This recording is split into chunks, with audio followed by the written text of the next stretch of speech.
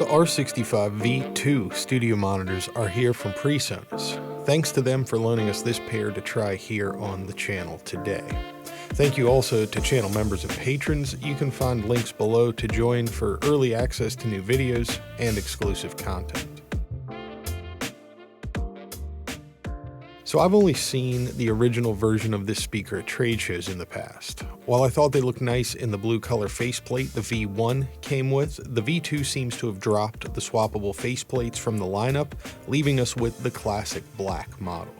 These monitors have a really nice, clean, modern feel, and the Air Motion Transformer high-frequency drivers really set these apart visually from most other monitors out on the market today. The only complaint I'd have on the aesthetic side is the white front panel LED indicator light. These are quite dim, they're not a distraction to me, but it would be nice if you could switch them off. That's a really simple feature a lot of folks have been asking for lately. Getting into the specs, this is a 6.5-inch woven composite low-frequency driver, along with a 6.8 square-inch high-frequency driver, which is reported to be equivalent to a 3-inch traditional dome tweeter. The low-frequency driver is powered by a 75-watt Class AB amplifier, which is a change from the 100-watt Class D low-frequency amplifier that was in the version 1 of this box. The high-frequency amp is now a 65-watt Class AB design, which again is changed, but this time it's gone up from the previous version's 50-watt Class D high-frequency amplifier. Changes continue around the back and the user controls as well. The original version had push-button controls for the high-frequency driver, high-pass filter, and their acoustic space control. The version 2 gives us high frequency, mid frequency, low cut, and that acoustic space control as well. The high frequency control now allows a -6 dB flat or +6 dB shelf, and that's at 10,000 Hertz. Mid frequency offers the same cut or boost, but on a bell filter centered at 1000 Hertz, and the low cut gives you a choice of flat or to roll off from 80 or 100 Hertz on down. Now, the acoustic space controls are an interesting concept, but it has changed quite a bit since version 1. Now, in this model, it is a cut that you can choose either 2 dB or 4 dB to cut below 800 Hertz. And that's not a high-pass filter. It's not 2 or 4 dB down per octave. It's just a flat 2 or 4 dB down across the board below 800. Now, the original model offered kind of similar increments. You could do a 1.5 dB, 3 or 6 dB cuts, but that was down at 250 Hertz and below. So that's a pretty considerable change in the approach they've taken to the acoustic space controls here, going from cutting everything below 250 to cutting everything below 800. So I'd have to assume they've done that for a very good reason, listening to feedback presumably from the version 1 and making a change here to get some better results for folks. Finishing off on the back panel, there is an unbalanced RCA input, as well as balanced 1/4-inch tip ring sleeve and XLR inputs. You are instructed, though, not to connect multiple sources at once to these monitors, and that's something some higher-end monitors can handle, but not in this case. There is an input gain control, and that lets you set the input signal level before amplification, and that has a detent at the 12 o'clock position indicating unity gain, so you can find it again easier. Power is a universal supply. It accepts between 100 and 240 volts at either 50 or 60 Hertz, though you do need to use the selector switch and change the fuse in the back of the unit here to the correct version for your situation.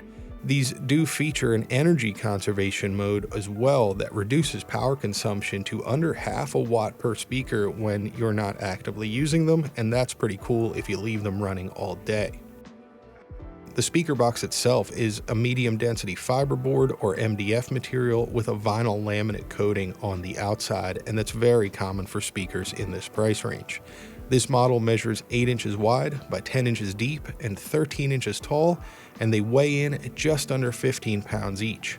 Getting inside the cabinet, we can see a good amount of the weight of these comes from the toroidal transformer they've used successfully in their Aris 8 line of studio monitors. In fact, they've repurposed a few more Aris components here too, including the PCB board for both the amplifiers and the user controls, and that makes a ton of sense right now. If you've already got a successful amplifier design working in another line of products and a control PCB that is proven and flexible enough, why not share as much of that as you possibly can with future models? It doesn't help me at all as the end user for you to go reinventing the wheel on a control board if I'm never going to know the difference. You would think obviously this is going to reduce the cost of getting new designs to market, but more importantly right now, if you've already got some of this stuff developed and on hand, it really can help mitigate the unpredictable supply chain that everyone in the world is fighting with. The DSP they're using is flexible enough for them to reprogram it for different models and designs of speakers, so why waste time and resources spinning up a whole new board unless it's absolutely necessary? Hats off, honestly, to PreSonus for getting the most out of the work they've already done without making it cost an absolute arm and a leg for the end users or waiting forever for stuff to actually arrive. Getting on to my impressions of how the R65 V2 sound, I've enjoyed having these speakers here quite a bit. They are fun to listen to and really forgiving if you move around a lot at your desk. These speakers also get pretty loud, though I don't really need that in a studio monitor. I also think if you like to mix and monitor at really excessive levels, you might not be looking at a 6.5-inch speaker anyway, so yeah, maybe I'm wrong about that, but I think you'd probably be looking for something a little larger if that's your style. What would be more valuable to a lot of folks, I think, would be less self-noise from small studio monitors. Now, these do drop into a standby mode and quiet themselves down when not in use, but the noise difference during everyday regular use is just noticeable enough compared to the Genelecs I'm used to for it to kind of be a distraction for me. Maybe that's an unfair comparison, but these 20-something-year-old Genelecs can be had on the used market now for just about the same price as a new set of the R65 V2. So if somebody right now was looking to spend this money on a studio monitor, it's very much a real-world choice if you are okay with used gear. Surprisingly, with all of the excitement surrounding the Air Motion Transformer technology, it's actually the top end that lets these speakers down, in my opinion. While the high-frequency driver may indeed have a big sweet spot and offers some extra advantages in regards to coverage, the crossover from the high to low-frequency driver is not great. The specs say they are crossing over at 2700 Hz, and going back and forth listening, there is a noticeable issue between the 2,000 and 3,000 Hz range. You can see in these very unscientific rough comparison measurements between 2,000 and 3,000, these monitors just drop off a cliff. While these speakers are a lot of fun and you might not notice that issue at first, when you A/B them against almost anything else, it really does stand out, especially, again, if you're working on any sort of dialogue or spoken word or podcasts. It's a really noticeable part of the spectrum that you're going to be focusing on a lot. Now, these are just rough measurements, but the comparison between the two speakers here should be pretty fair. Repeating the measurements gives consistent results here for the set that I have, and unfortunately, PreSonus did not provide any measurements or frequency response data in their documentation for these speakers, so we don't have that as we usually would to compare to. They are fun to have around as an example of what consumers might have for bookshelf speakers at home maybe. They've got a pretty good extra amount of bass and they've got quite a bit of top end on them, so they kind of have that home stereo sound right out of the box. I'm not sure I'd want to continue with them as my only studio monitors though. The top end is just too confusing, even ignoring the issues we talked about surrounding the crossover. As you get up into the higher end of the spectrum, it just sounds exaggerated to me compared to what I'm used to hearing on what I would consider flat industry standard monitors. Quoting PreSonus, they've marketed this speaker to excel at accurate reproduction of the highest of high frequencies, those responsible for the sense of air, space, and dimensionality.